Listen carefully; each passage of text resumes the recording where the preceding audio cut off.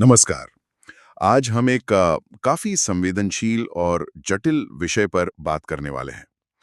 हम 2002 के गुजरात में हुए उन घटनाक्रमों को समझने की कोशिश करेंगे जिनकी शुरुआत गोधरा कांड से हुई थी। हाँ, गोधरा कांड। हमारे पास जो भी जानकारी है, मतलब जो पब्लिक डोमेन में उपलब्ध है, उसके आधार पर हम घटनाओं के क्रम को देखेंगे और उनके जो तत्काल परिणाम हुए उन पर ध्यान देंगे। सही। हमारा मकसद यहाँ किसी नतीजे पर पहुंचना नहीं, बल्कि इस जटिल घटना के मुख्य बिंदुओं को साफ तौर पर सामने रखना है, जो भी तथ्य उपलब्ध है उनके आधार पर। बिल्कुल, एक वस्तुनिष्ठ विश्लेषण करने की कोशिश करेंगे। तो ये सब शुरू हुआ 27 फरवरी 2002 को। हाँ, तारीख महत्वपूर्ण है। गुजरात का एक कस्बा है गोधरा। वहां स्टेशन पर साबरमती एक्सप्रेस ट्रेन खड़ी थी। जानकारी के अनुसार इसी ट्रेन की एक बोगी कोच S6 में आग लगा दी गई। हम्म। इस कोच में ज्यादातर वो तीर्थयात्री थे जो अयोध्या से लौट रहे थे, जिन्हें कार सेवक भी कहा जाता है। हाँ, कार सेवक यानी स्वयं सेवक जो अयोध्या गए थे। बिल्कुल। और ये एक बहुत ही भयानक दुखद घटना थी। दर्जनों यात्रियों की इसमें जलकर मौत हो गई। हाँ, और ये समझना बहुत जरूरी है कि ये सिर्फ एक अकेली दुखद घटना बनकर नहीं रह गई। मतलब इसका असर असर बहुत व्यापक हुआ, है ना? हाँ, बहुत तेजी से और बहुत बड़े पैमाने पर फैला। जो उपलब्ध विवरण हैं, वो बताते हैं कि इस आगजनी की खबर जैसे ही फैली, हम्म, कुछ ही घंटों के अंदर, कुछ ही घंटों में। हाँ, गुजरात में जो पहले से एक तरह का सांप्रदायिक तनाव बना हुआ था, वो बुरी तरह भड़क उठा। जैसा कि एक स्रोत में कहा गया है, कुछ ही घंटों में राज्य की सांप्रदायिक दरारें भड़क उठीं। अच्छा। मतलब जो तनाव अंदर ही अंदर सुलग रहा था, वो अचानक से जैसे हिंसा के रूप में फूट पड़ा। ये दिखाता है कि माहौल कितना ज्यादा संवेदनशील था उस वक्त। तो मतलब गोधरा की घटना एक चिंगारी की तरह साबित हुई। फिर आगे क्या हुआ? ये तनाव कैसे कैसे हिंसा में बदला? बिल्कुल, आप कह सकते हैं कि वो एक चिंगारी थी जिसने एक तरह से आग लगा दी। 27 फरवरी की घटना के फौरन बाद अगले ही दिन, यानी 28 फरवरी से। हाँ, 28 फरवरी 2002 से हालात बेकाबू होने लगे। और ये सिर्फ एक दो दिन की बात नहीं थी, अगले कई हफ्तों तक। कई हफ्तों तक। हाँ, गुजरात के कई हिस्सों में बड़े पैमाने पर हिंसा हुई। कई हिस्सों से मतलब क्या ये कुछ खास इलाकों तक ही सीमित थी या? नहीं नहीं, ऐसा नहीं था कि ये कुछ इलाकों तक ही सीमित रही हो।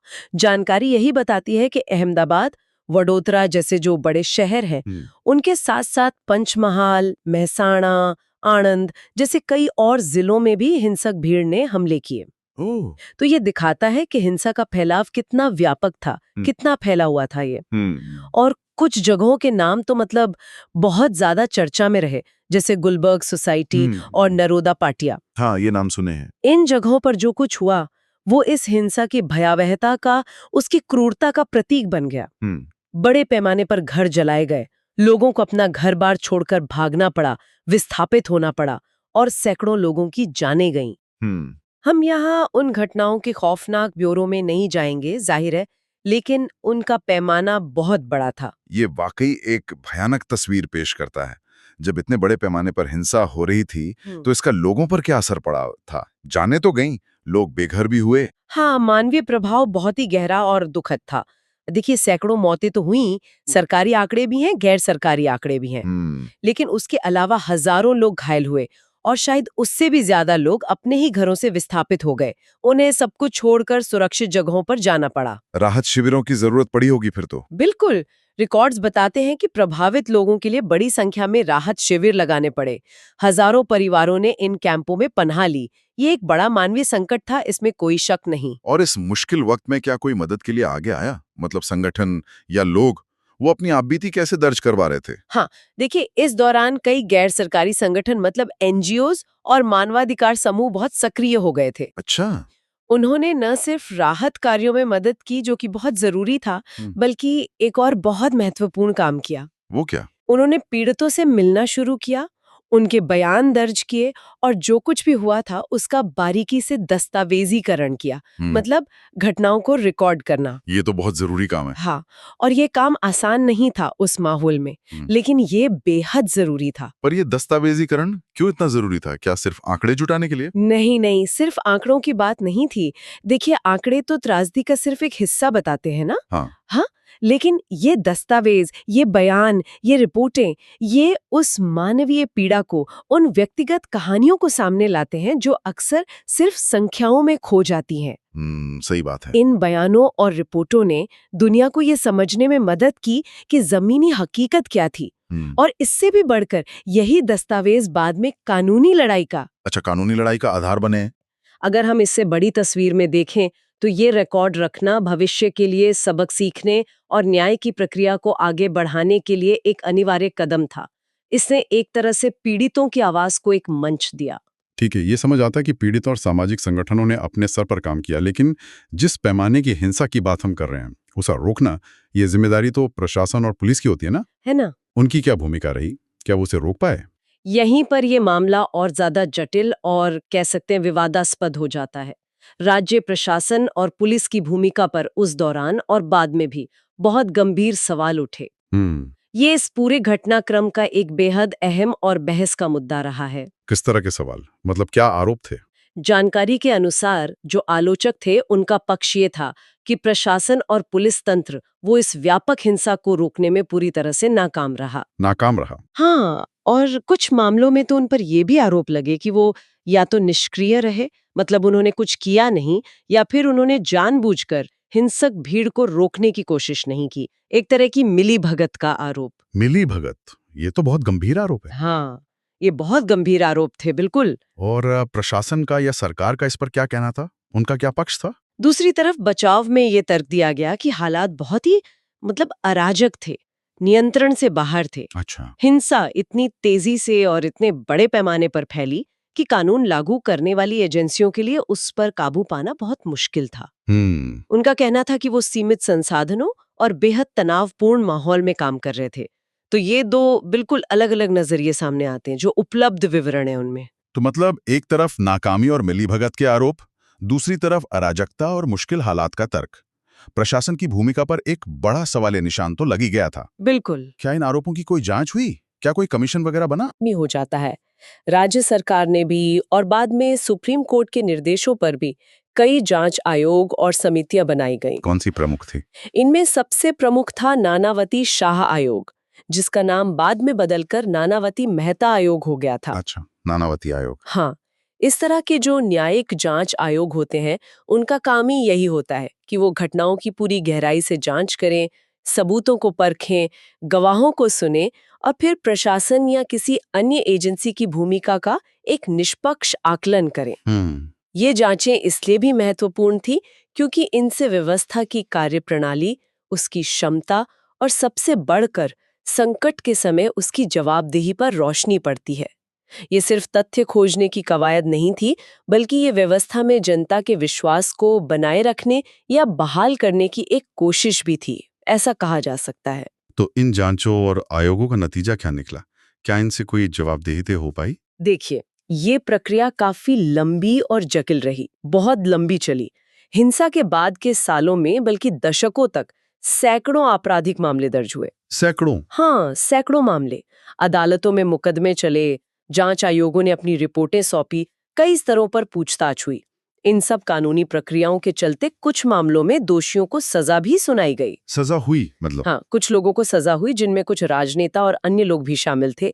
तो कुछ हद तक हम कह सकते हैं कि कानूनी जवाबदेही तय हुई। लेकिन क्या ये काफी था? मतलब इतने बड़े पैमाने पर जो हुआ, क्या सभी पीड़ितों को न्याय मिला? क्या सब संतुष्ट थे? यहीं पर कहानी और पेचीदा हो जाती है। देखिए, कई पीड़ित परिवार और नागरिक समाज के संगठन, जैसा कि स्रोत भी बताते हैं, वो आज भी ये महसूस करते हैं कि पूरी सच्चाई सामने नहीं आई है या पूरी जवाबदेही अभी तय नहीं हुई है। अच्छा, आज भी? हाँ, वो लगातार फुल अकाउंटेबिलिटी की मांग करते रहे हैं, मतलब और ज्यादा या पूर्ण जवाबदेही की मांग। उनका मानना है कि न्याय की प्रक्रिया अभी अधूरी है। ये दिखाता है कि कानूनी जीत मिल जाने के बावजूद न्याय की जो भावना होती है या संतुष्टि होती है, वो मिल पाना कितना मुश्किल हो सकता है, खासकर इतने बड़े पैमाने की त्रासदी के बाद। सही बात है। न्याय की ये तलाश अक्सर बहुत लंबी चलती है, कभी-कभी पीढ़ियों तक। इसका मतलब ये हुआ कि 2002 की इस हिंसा का असर सिर्फ उन कुछ हफ्तों या महीनों तक ही सीमित नहीं रहा। इसका प्रभाव सालों बाद भी महसूस किया जाता रहा। निश्चित रूप से, बिल्कुल। इसका असर बहुत गहरा और बहुत दूरगामी था। स्रोत इस बात पर काफी जोर देते हैं कि ये घटना सिर्फ एक क्षेत्रीय संकट नहीं थी, मतलब सिर्फ गुजरात की बात नहीं थी। इसके कानूनी, राजनीतिक और सामाजिक परिणाम इतने गहरे थे कि उन्होंने आने वाले कई सालों तक भारतीय राजनीति और कानून की दिशा को प्रभावित किया। कैसे प्रभावित किया? क्या आप कुछ उदाहरण दे सकती हैं जो स्रोतों से पता चलते हों? हाँ, देखिए, स्रोत बताते हैं कि इन घटनाओं ने राष्ट्रीय स्तर पर सांप्रदायिक ध्रुवीकरण को बढ़ाया। ये एक बड़ी बात थी। ध्रुवीकरण? हाँ, सुरक्षा और कानून व्यवस्था की जो बहसें हैं वो राजनीति के केंद्र में आ गईं। इन घटनाओं के बाद जो चुनाव हुए उन पर भी इनका असर दिखा गया। अच्छा। कानूनी मोर्चे पर जैसा हमने बात की, इतने सारे मुकदमे चले, सुप्रीम कोर्ट ने कई मामलों में हस्तक्षेप किया। इससे न्यायिक प्रक्रिया और पीड़ितों के अधिकारों को लेकर भी नई बहसें शुरू हुईं। मानवाधिकारों की बात भी उठी होगी? बिल्कुल। मानवाधिकार और राज्य की जिम्मेदारी जैसे मुद्दों पर राष्ट्रीय और अंतर्राष्ट्रीय स्तर पर काफी चर्चा हुई। तो ये सिर्फ गुजरात तक सीमित नहीं रहा, इसने पूरे देश के सामाजिक और राजनीतिक विमर्श पर एक स्थायी छाप छोड़ी, ये कहा जा सकता है। तो आज की इस चर्चा को अगर हम समेटें तो हमने देखा कि कैसे फरवरी 2002 में गोधरा में साबरमती एक्सप्रेस ट्रेन की एक बोगी में आग लगने की दुखद घटना हुई। हाँ, और उसके बाद कैसे पूरे गुजरात राज्य में अभूतपूर्व सांप्रदायिक हिंसा भड़क उठी।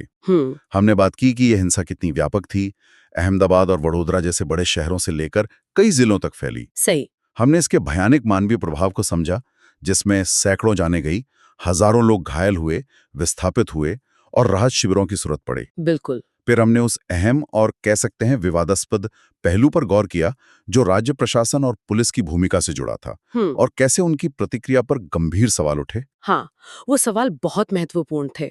उन सवालों की जांच के लिए नानावती शाह जैसे आयोग बने। हाँ, आखिर में हमने देखा कि कैसे दशकों तक कानूनी प्रक्रियाएं चलती रहीं, कुछ सजाएं हुईं, हाँ, कुछ सजाएं हुई, लेकिन पूर्ण न्याय और जवाबदेही की मांग आज भी जारी है। हाँ, वो मांग जारी है। और ये भी समझा कि इस घटना का असर सिर्फ तात्कालिक नहीं था, बल्कि इसने भारतीय राजनीति और समाज पर एक लंबे समय तक रहने वाला प्रभाव छोड़ा, जैसा कि हमारे स्रोत भी बताते हैं। बिल्कुल सही कहा आपने। और अंत में शायद सोचने के लिए एक बात ये भी है कि ऐसे जो दर्दनाक घटनाएं होती हैं, वो हमें एक समाज के तौर पर क्या सिखाती हैं। ये सिर्फ अतीत का एक अध्याय नहीं है। जैसा कि हमने स्रोतों में भी देखा, पीड़ितों और नागरिक समाज द्वारा न्याय और जवाबदेही की लगातार मांग जारी रहना, ये अपने आप में ये दिखाता है कि ऐसी त्रासदियों के बाद सच, न्याय और शायद किसी तरह की सुलह की तलाश एक बहुत लंबी और शायद कभी ना खत्म होने वाली प्रक्रिया हो सकती है। सही है। ये घटनाएं हमेशा ये सवाल खड़ा करती हैं कि क्या व्यवस्था ने अपनी कमियों से सीखा है? क्या भविष्य में ऐसी त्रासदियों को रोकने के लिए पर्याप्त कदम उठाए गए हैं? ये वो सवाल हैं जिन पर विचार करना शायद हम सबके लिए जरूरी है, ताकि इतिहास खुद को न दोहराए। बहुत सही कहा। ये सवाल वाकई विचारणीय है।